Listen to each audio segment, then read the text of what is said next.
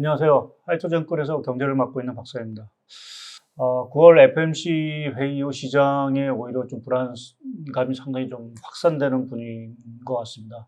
우리나라 원달러 환율 자체도 1,300원을 넘어서도 상당히 좀 급등 추세를 유지를 하고 있고, 여러 가지로 좀 신용에 대한 어떤 여러 우려도 사실은 좀 제기되고 있는 상황들이라서 금융시장이 생각보다는 상당히 조금 크게 요동치고 있는 상황들인 것 같고요. 그래서 오늘은 FMC 이후 좀 주목이 되는 세 가지 이슈에 대해서 간략히 말씀을 좀 드리겠고요. 첫 번째 이슈는 미국의 금리 인상 사이클과 관련된 미국의 경기에 대한 문제를 조금 말씀을 드리겠고요. 두 번째는 최근 이슈가 되고 있는 영국 파운드와 같이 에 대한 말씀을 드리겠고, 세 번째는 관련해서 달러 주시가 과연 얼마까지 갈 수 있느냐, 이러한 것들이 원달러 환율에도 사실은 큰 영향을 미칠 수 있기 때문에 세 가지 이슈에 대해서 오늘 좀 말씀을 좀 드리겠습니다. 첫 번째 그 FMC 이후 여진이 상당 부분 지속이 되고 있는 것 같습니다. 올해 미 연준 자체가 상당히 공격적인 금리 인상을 할 거다라는 어떤 시사점을 9월 FMC에서 던져줌으로써 최근 미국의 국채 금리 자체가 상당히 요동을 치고 있고요. 특히 정책 금리와 상당히 이제 상관성이 높은 2년물 국채 금리 자체가 상당히 조금 급격하게 이제 요동을 치는 모습을 좀 볼 수가 있는 것 같습니다. 이러한 상황 자체가 결국 저희가 우려하는 금리 자체가 올라간다라는 부분은 아무래도 이제 경기에 부담을 좀 줄 수밖에 없는 상황들이고요.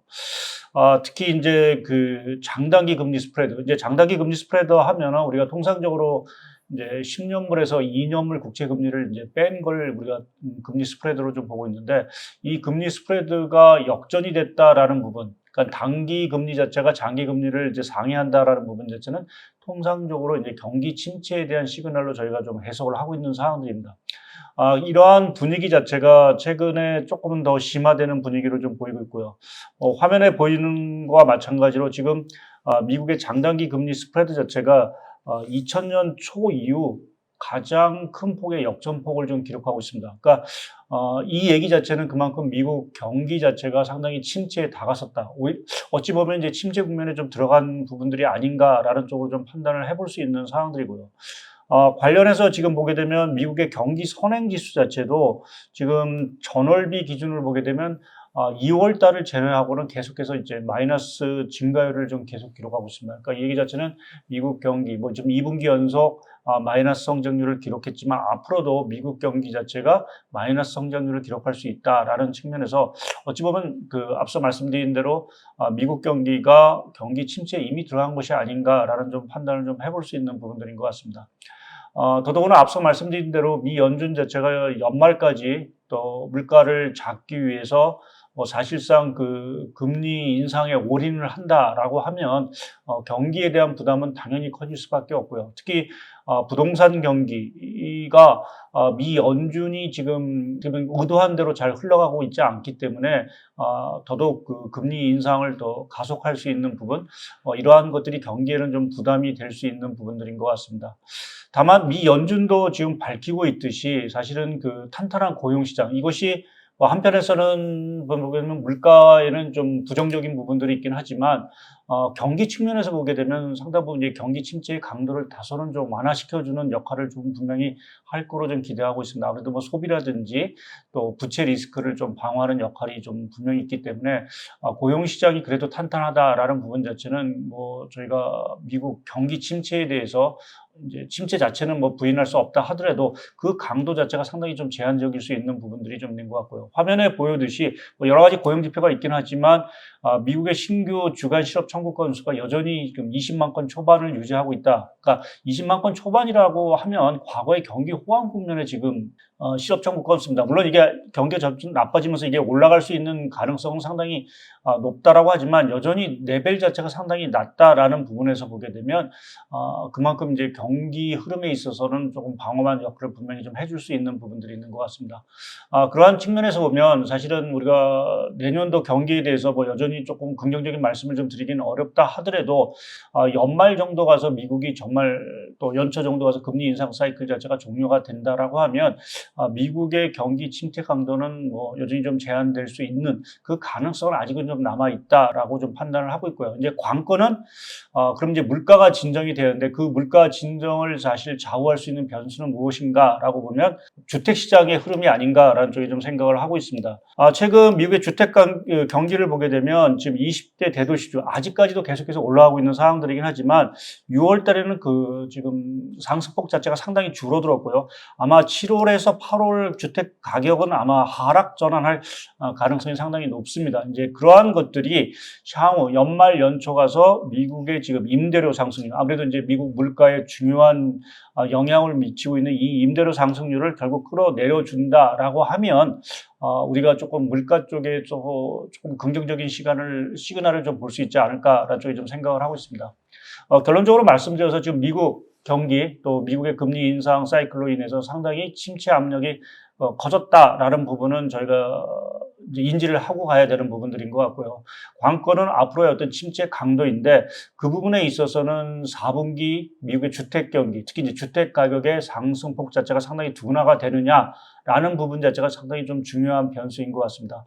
그래서 뭐 다행스럽게 연말 정도 가서 미국이 금리 인상 사이클을 종료한다라고 하면 경기 침체의 강도를 높일 수 있는 신용 리스크 자체로 확산되는 것까지는 저희가 조금 막을 수 있는 부분들이 아닌가라는 쪽에 좀 생각을 하고 있어서 4분기 우리가 미국의 물가를 보는데 특히 주택 경기와 관련된 흐름을 좀 더 주목하자라는 쪽에 좀 말씀을 드리겠습니다. 두 번째 부분은 이제 영국 얘기를 좀 드리도록 하겠습니다. 영국 파운드 가치가 저희 나라 일자 기준으로 이제 9월 23일 급락을 했고요. 특히 최근에 그 FOMC 이후의 흐름을 보게 되면 달러 지수도 많이 올라오고 있지만 그것에 끌어올리는 역할을 하고 있는 것은 사실은 유로하고 좀 파운드 가치입니다. 특히 파운드 가치 자체가 9월 23일 날 거의 한 4% 가까이 이제 급락을 한 상황들이고 제가 지금 방송을 촬영하고 있는 26일에도 사실은 파운드 가치가 상당히 좀 더 추가적으로 좀 급락을 하고 있는 상황들입니다. 거기에 앞서도 이제 미국의 그 금리 급등을 말씀을 드렸지만 지금 미국의 금리보다도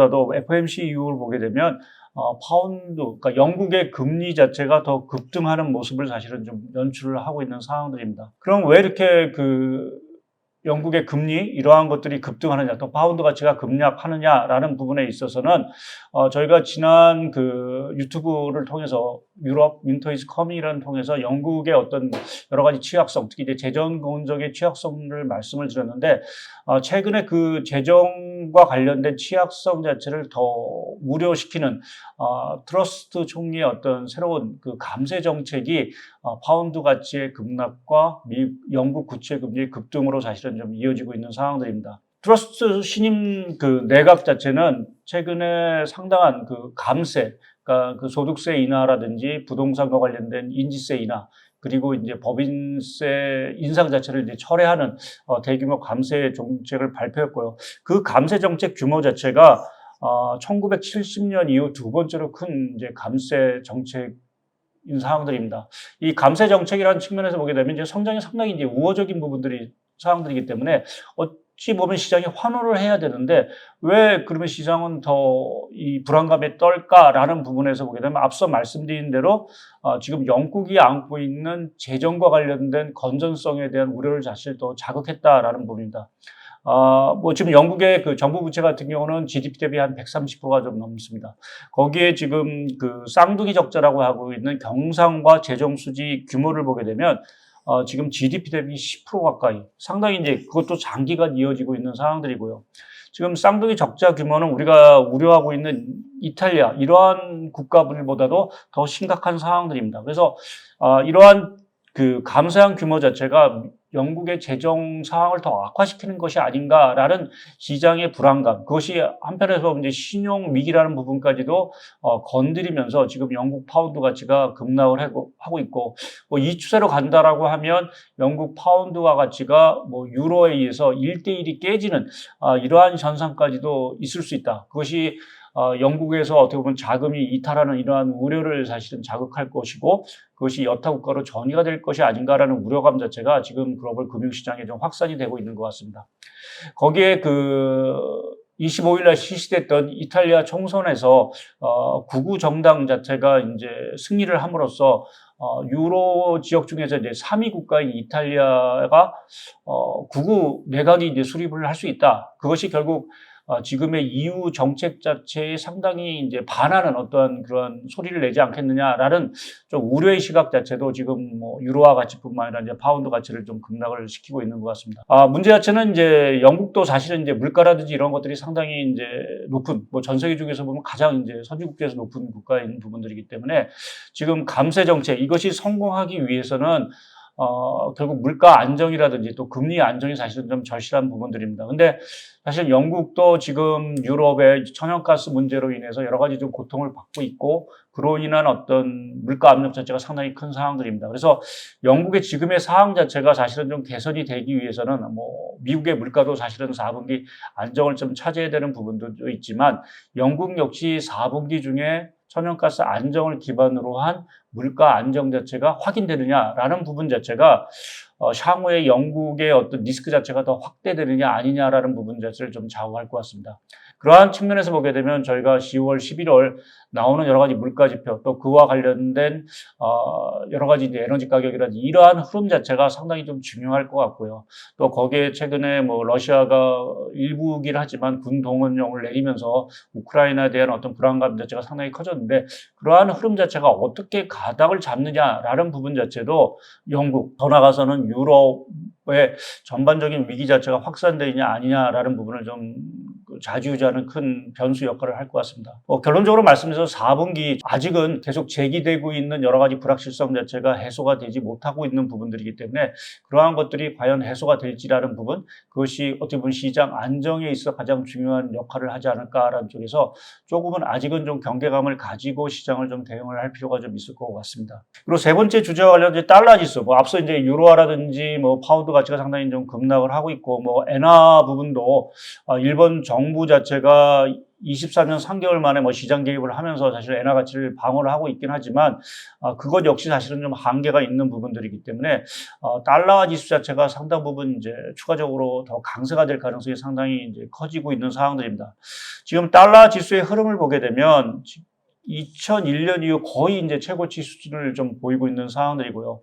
과연 이제 관건 자체는 2001년에 기록했던 달러 지수, 그러니까 지금 브룸버그 지수 기준으로 보면 달러 지수가 한 114 레벨까지 올라갔는데 2001년에 이제 120 정도의 수준을 과연 상향 돌파할 거냐라는 부분 자체가 상당히 조금 관심사인 부분들인 것 같습니다. 그런데 사실은 조금 앞서 이제 유럽 문제라든지 뭐 엔화 문제도 잠깐 말씀을 드렸지만 저희가 이러한 유로화 가치 또 파운드 가치 또 엔화 가치 어떤 비관적인 전망을 근거로 해서 달러 지수를 좀 추정을 해보게 되면 달러 지수 자체가 여기서 더 올라갈 수 있다. 그러니까 앞서 말씀드린 대로 고점인 120선을 상회하고 한 120선까지 비관적인 전망에 근거하면 올라갈 수 있다는 좀 계산이 나오게 됩니다. 그래서 이 부분 자체가 뭐 지금 글로벌 시장에서 뭐 선진국뿐 아니라 이머징 이러한 쪽에서 자금 이탈에 대한 우려 이러한 것들을 좀 추가적으로 자극을 할 수 있는 부분들인 것 같습니다. 그래서 앞서 얘기했듯이 뭐 물가라는 부분도 상당히 좀 중요한 부분들이긴 하지만 저희가 달러 지수의 안정 여부도 상당히 조금 주목을 해야 될 것 같고요. 만약에 달러 지수가 121 이러한 선까지 올라간다라고 하면 과연 원달러 자체는 얼마까지 갈 수 있냐라고 저희가 단순하게 계산을 해보게 되면 지금 레벨에서 달러 지수는 7% 정도가 올라간다는 계산이 나오게 됩니다. 그러면 원달러 환율도 여기서 한 7% 정도 올라간다는 단순 계산을 하게 되면 거의 1,500원 선을 넘을 수도 있는 그러한 리스크가 지금 잠재해 있다라고 좀 봐야 될 것 같습니다. 이미 뭐 원달러 환율이 뭐 1,440원까지도 뭐 올라갔기 때문에 1,500원 선이 뭐 거의 이제 눈앞에 온 상황들인데 저희가 이제 그 정도 수준까지는 좀 안 가기를 좀 내심 바라고 있긴 하지만 조금 유럽의 상황 자체가 더 악화됐을 경우에는 달러 지수의 어떤 추가 강세로 인해서 원달러 환율 자체가 1,500원 선을 넘을 수 있는 그 가능성도 있는 부분들인 것 같습니다.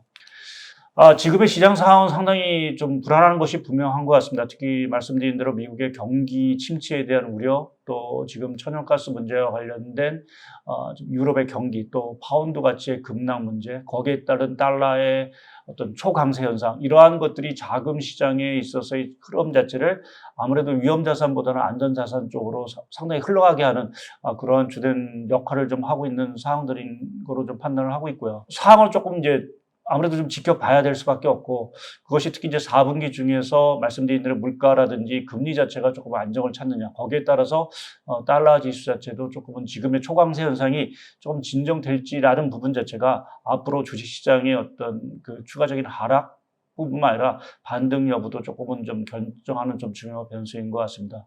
좀 뭐 긍정적인 말씀을 드리면 상당히 좋을 텐데 지금 시점에 있어서는 뭐 아무래도 여러 가지 좀 제반 말씀드린 변수 자체를 조금 주시하면서 좀 경계감을 가지고 시장을 좀 대응할 시점이 아닌가라는 쪽에 좀 생각을 하고 있습니다. 오늘은 조금 부정적인 얘기들을 많이 말씀을 드렸고요. 다음 시간에는 조금 더 긍정적인 얘기들을 할 수 있는 그러한 상황이 도래하기를 좀 바라겠습니다. 끝까지 시청해 주셔서 감사합니다.